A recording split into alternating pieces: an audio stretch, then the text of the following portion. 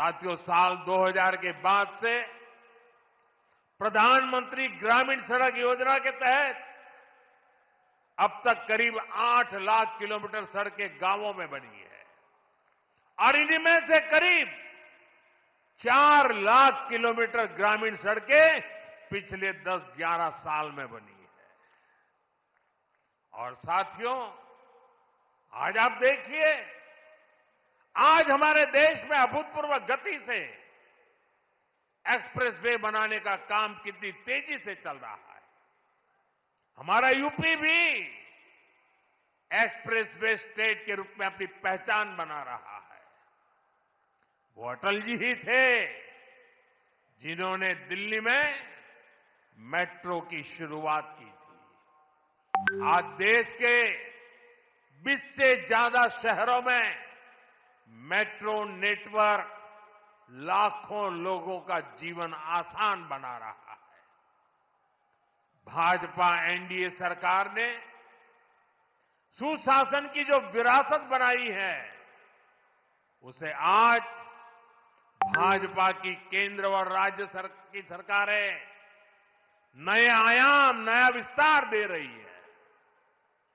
साथियों, डॉक्टर मुखर्जी, पंडित दीनदयाल जी, अटल जी, इन 3 महापुरुषों की प्रेरणा, उनके विजनरी कार्य, ये विशाल प्रतिभाएं विकसित भारत का बहुत बड़ा आधार है। आज इनकी प्रतिभाएं हमें नई ऊर्जा से भर रही है। लेकिन हमें यह नहीं भूलना है कि आजादी के बाद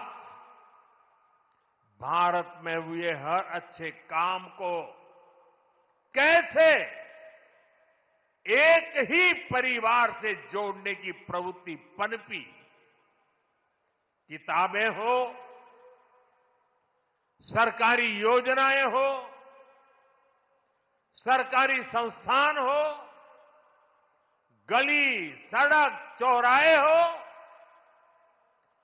एक ही परिवार का गौरवगान,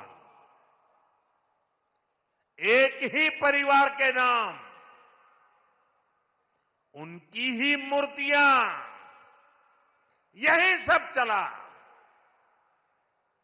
भाजपा ने देश को एक परिवार की बंधक बनी इस पुरानी प्रवृत्ति से भी बाहर निकाला है। हमारी सरकार मां भारती की सेवा करने वाली हर अमर संतान, हर किसी के योगदान को सम्मान दे रही है। मैं कुछ उदाहरण आपको देता हूं। आज नेताजी सुभाष चंद्र बोस की प्रतिमा दिल्ली के कर्तव्य पथ पर है। अंडमान में जिस द्वीप पर नेताजी ने तिरंगा फहराया, आज उसका नाम नेताजी के नाम पर है। साथियों, कोई नहीं भूल सकता कि कैसे बाबा साहब आंबेडकर की विरासत को मिटाने का प्रयास हुआ। दिल्ली में कांग्रेस के शाही परिवार ने यह पाप किया और यहां यूपी में सपा वालों ने भी यही दुस्साहस किया। लेकिन भाजपा ने बाबा साहब की विरासत को मिटने नहीं दिया। आज दिल्ली से लेकर लंदन तक बाबा साहब आंबेडकर के पंचतीर्थ उनकी विरासत का जयघोष कर रहे हैं। साथियों, सरदार वल्लभ भाई पटेल ने सैकड़ों रियासतों में बटे हमारे देश को एक किया था। लेकिन आजादी के बाद उनके काम और उनके कद दोनों को छोटा करने का प्रयास किया गया। ये भाजपा है जिसने सरदार साहब को वो मान सम्मान दिया जिसके वो हकदार थे। भाजपा ने ही सरदार पटेल की विश्व की सबसे ऊंची प्रतिमा बनाई एकता नगर के रूप में एक प्रेरणा स्थली का निर्माण किया। अब हर साल वहां 31 अक्टूबर को देश राष्ट्रीय एकता दिवस का मुख्य आयोजन करता है। साथियों, हमारे यहां दशकों तक आदिवासियों के योगदान को भी उचित स्थान नहीं दिया गया। हमारी सरकार ने ही भगवान बिरसा मुंडा का भव्य स्मारक बनाया। अभी कुछ सप्ताह पहले ही छत्तीसगढ़ में शहीद वीर नारायण सिंह आदिवासी म्यूजियम का लोकार्पण हुआ है। साथियों, देश भर में ऐसे अनेक उदाहरण हैं। यही उत्तर प्रदेश में ही देखें तो महाराजा सुहेलदेव का स्मारक तब बना जब भाजपा सरकार बनी। यहां निषाद राज और प्रभु श्री राम की मिलन स्थली को अब जाकर के मान सम्मान मिला। राजा महेंद्र प्रताप सिंह से लेकर चौरी चौरा के शहीदों तक मां भारती के सपूतों के योगदान को भाजपा सरकार ने ही पूरी श्रद्धा और विनम्रता से याद किया। साथियों, परिवारवाद की राजनीति की एक विशिष्ट पहचान होती है। यह असुरक्षा से भरी हुई होती है। इसलिए परिवारवादियों के लिए दूसरों की लकीर छोटी करना मजबूरी हो जाता है, ताकि उनके परिवार का कद बड़ा दिखे और उनकी दुकान चलती रहे।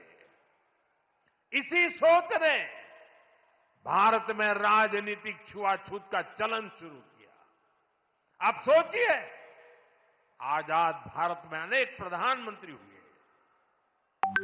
लेकिन राजधानी दिल्ली में जो म्यूजियम था उसमें अनेक पूर्व प्रधानमंत्रियों को नजरअंदाज किया गया। इस स्थिति को भी भाजपा ने, एनडीए ने ही बदला है। आज आप दिल्ली जाते हैं तो भव्य प्रधानमंत्री संग्रहालय आपका स्वागत करता है। वहां आजाद भारत के हर प्रधानमंत्री, चाहे कार्यकाल कितना भी छोटा रहा हो, सबको उचित सम्मान और स्थान दिया गया है।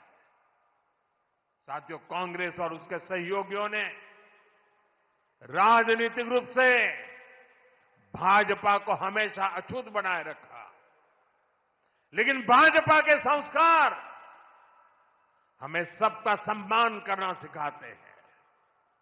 बीते 11 वर्षों में भाजपा सरकार के दौरान, एनडीए सरकार के दौरान नरसिम्हा राव जी और प्रणब बाबू को भारत रत्न दिया गया है।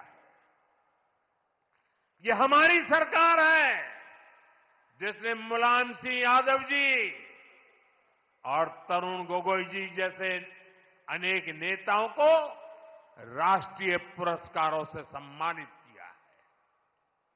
कांग्रेस से, यहां समाजवादी पार्टी से कोई भी ऐसी उम्मीद तक नहीं कर सकता। इन लोगों के राज में तो भाजपा के नेताओं को सिर्फ अपमान ही मिलता था। साथियों, भाजपा की डबल इंजन सरकार का बहुत अधिक फायदा उत्तर प्रदेश को हो रहा है। उत्तर प्रदेश 21वीं सदी के भारत में अपनी एक अलग पहचान बना रहा है और मेरा सौभाग्य है कि मैं यूपी से सांसद हूं। आज मैं बहुत गर्व से कह सकता हूं कि उत्तर प्रदेश के मेहनतकश लोग एक नया भविष्य लिख रहे हैं। कभी यूपी की चर्चा खराब कानून व्यवस्था को लेकर होती थी, आज यूपी की चर्चा विकास के लिए होती है। आज यूपी देश के पर्यटन मानचित्र पर तेजी से उभर रहा है अयोध्या में भव्य राम मंदिर,